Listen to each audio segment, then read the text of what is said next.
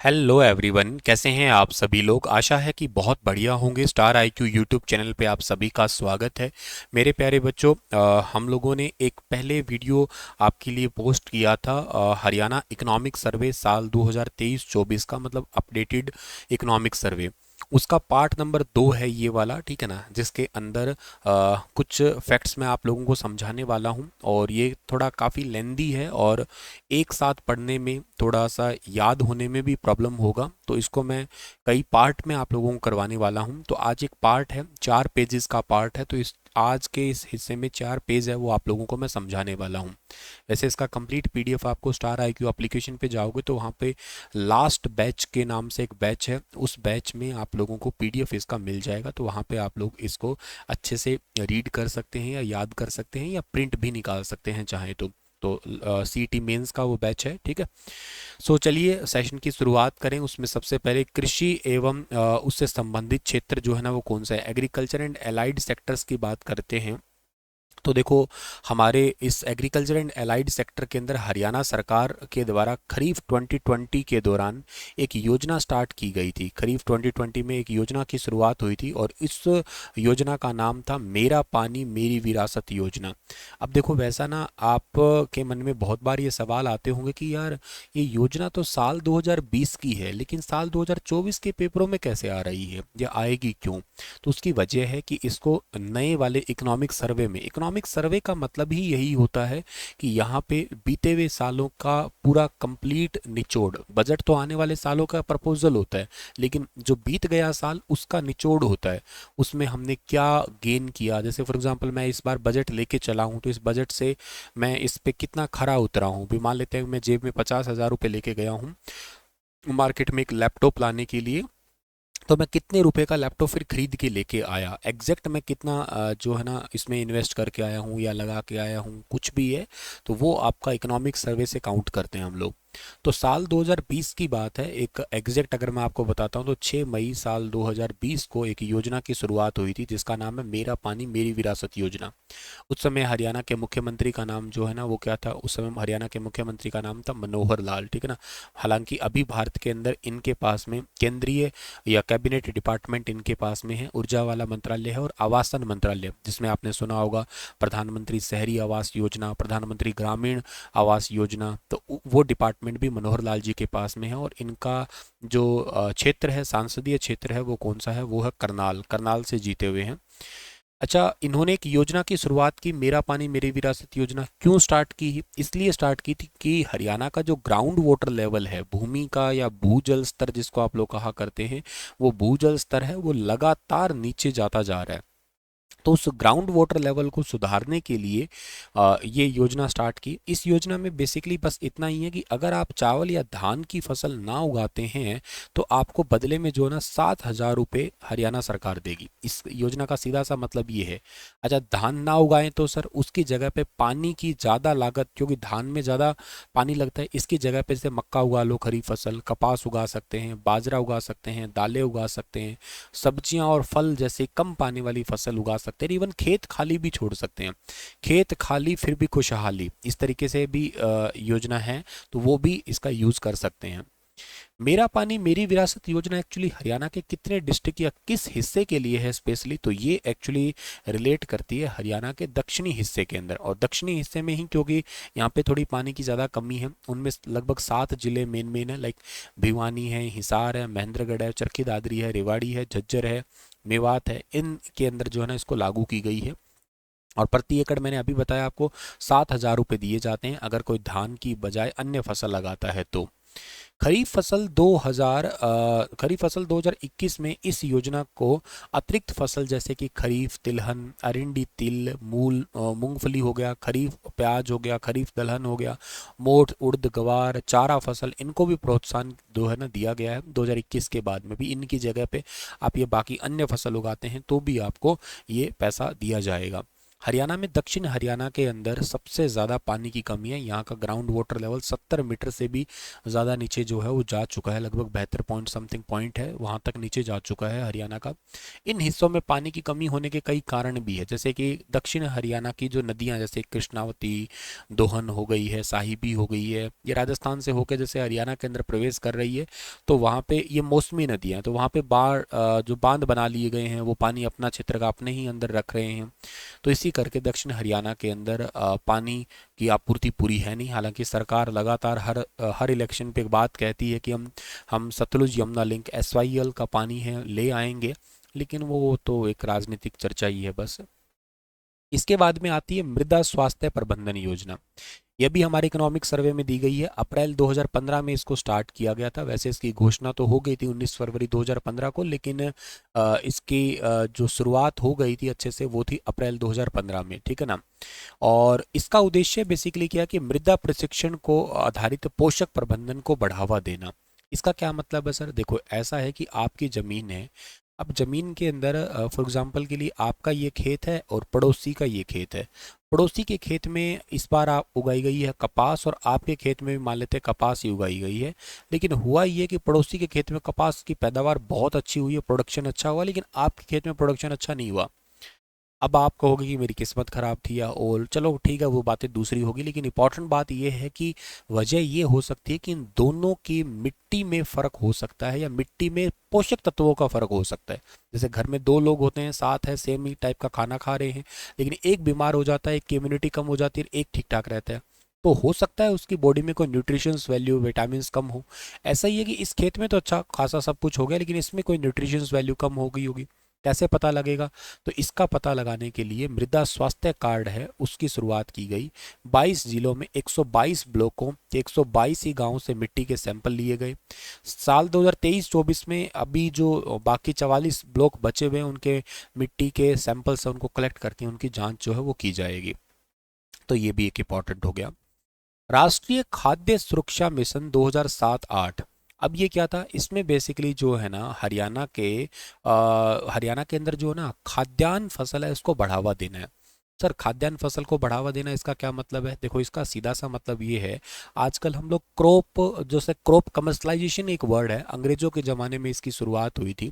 फसलों का जो बेसिकली व्यवसायीकरण कर दिया गया था। अंग्रेजों ने पता क्या किया था, शुरुआत में एक तिनकठिया प्रथा लागू की थी, या यूं कह सकते हो कि धीरे धीरे उन्होंने गेहूं, चावल, दाल वगैरह इनकी बजाय जो है ना वो एक तो नील की खेती करवाते थे, क्योंकि उस टाइम पे कलर इतने आए नहीं थे ना, साइंटिफिक सिंथेटिक डाई वगैरह आई नहीं थी, तो उनको कपड़ों में कलर की ज़रूरत पड़ती थी, तो नील की खेती करवाते थे जबरन। नील की खेती के अलावा जो है ना वो और कौन सी खेती करवाते थे, और वो चाय की खेती करवाते थे, कहवा की खेती करवाते थे, ठीक है ना, जूट की खेती करवाते थे। ये सब फसलों की खेती होती थी, इसी को बोलते हैं हम क्रॉप कमर्शलाइजेशन। चलो, ये खेती हो रही है तो क्या दिक्कत है? ये खेती हो रही है तो दिक्कत ये है कि जो खाद्यान्न फसलें हैं उसमें कमी आ जाएगी। उसमें कमी आ जाएगी तो भारत में उस ज़माने में भीषण अकाल देखने को पड़ा। कैम्बेल आयोग आए थे बाद में उस अकाल को सुधारने के लिए, और बहुत सारे जो लोग थे ना वो अपनी जगह से पलायन कर जाते हैं फिर जब अकाल पड़ता है तो ऐसे ही राष्ट्रीय खाद्य सुरक्षा मिशन है, ये कृषि में गेहूं और दाल है इनके उत्पादन या इनके महत्व को बढ़ाने के लिए है। हरियाणा में स्पेशली अंबाला, यमुनानगर, भिवानी, महेंद्रगढ़, गुरुग्राम, रोहतक, झज्जर, इन सभी क्षेत्रों को इसके लिए राष्ट्रीय खाद्य सुरक्षा मिशन साल 2007-8 के लिए जो है ना वो बेसिकली शामिल किया गया है। राष्ट्रीय कृषि विकास योजना साल 2007-8, इसमें क्या है, इसमें कृषि व्यापार को बढ़ावा देने, और इसमें मुख्य सचिव हरियाणा सरकार ने साल 2022-23 के लिए टोटल जो है ना पैसा आवंटित किया था, 248.95 करोड़ की स्वीकृति दी थी। हरियाणा के मुख्य सचिव कौन है? तो वर्तमान में 36वें नंबर के मुख्य सचिव हरियाणा के हैं TVSN प्रसाद। ये ध्यान रखना, TVSN प्रसाद जो है ना ये हरियाणा के वर्तमान के मुख्य सचिव हैं। जल भराव और लवणीय भूमि। अब देखो हरियाणा की बहुत सारी ऐसी ज़मीन भी है जिस पे खेती की जा सकती है पर वो फर्टाइल नहीं है, किसी पे पानी भरा पड़ा रहता है, जिसको आप लोग आमतौर पे सेम की ज़मीन कहा करते हैं। या कुछ ज़मीन जो होती है ना वो लवणीय भूमि होती है जिसपे सोरा जो है ना बहुत रहता है।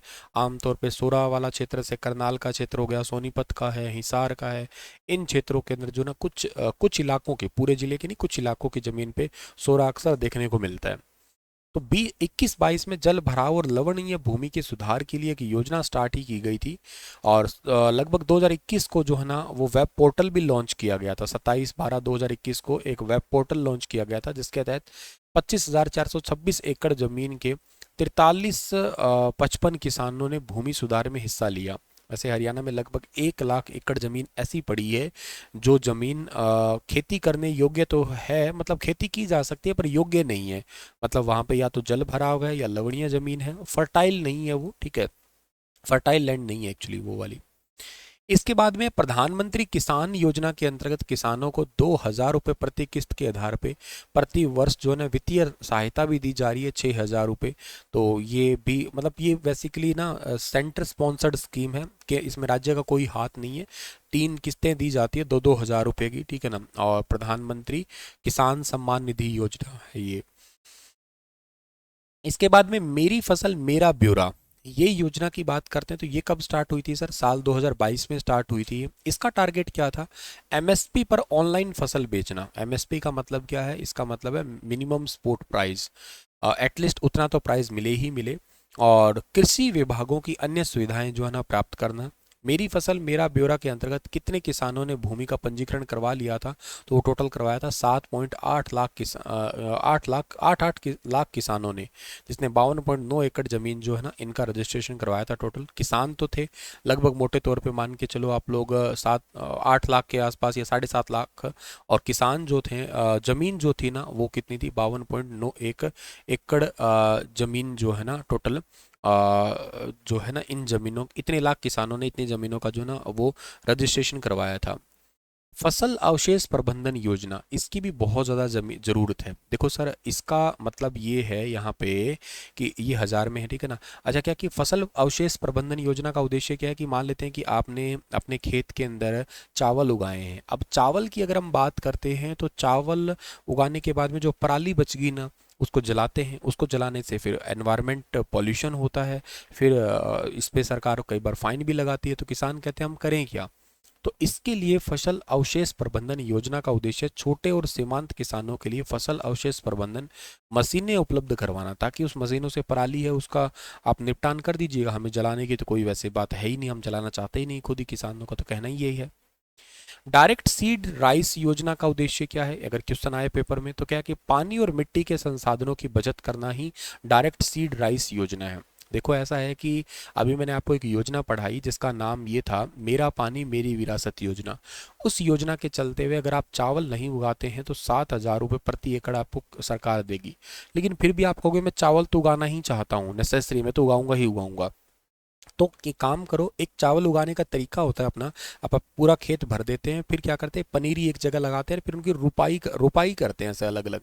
अब ये रुपाई नहीं करनी, जैसे हम लोग गेहूं बोते हैं सरसों बोते हैं वैसे ही सीधे चावल बो दीजिएगा अपने खेत में। सूखे में बोए जाते हैं, बाद में पानी लगाया जाता है उनमें, तो उससे पानी कम लगेगा एक्चुअली। और अगर आप ऐसा करते हो तो हम आपको 4,000 रुपये प्रति एकड़ दे देंगे किसानों को। तो डायरेक्ट सीड योजना के अंतर्गत लाभार्थी किसानों को कितने रुपए प्रति एकड़ वित्तीय सहायता दी जाती है? 4,000 रुपये प्रति एकड़ वित्तीय सहायता दी जाती है। खरीफ 2022 के दौरान कितनी भूमि का सत्यापन किया गया है? तो टोटल जो है ना 72,890 एकड़ जो है ना इसका सत्यापन किया गया है। डायरेक्ट सीड राइस योजना जो है ना वो 12 मतलब धान के जिलों में जैसे कि अंबाला, यमुनानगर, करनाल, कैथल, कुरुक्षेत्र, पानीपत, जींद, सोनीपत, फतेहाबाद, सिरसा, हिसार और रोहतक, यहाँ पे जो ना धान उगाया जाता है, इन सभी जिलों के अंदर इसको लागू किया गया है। डायरेक्ट सीड, सीधा बिजाई करना।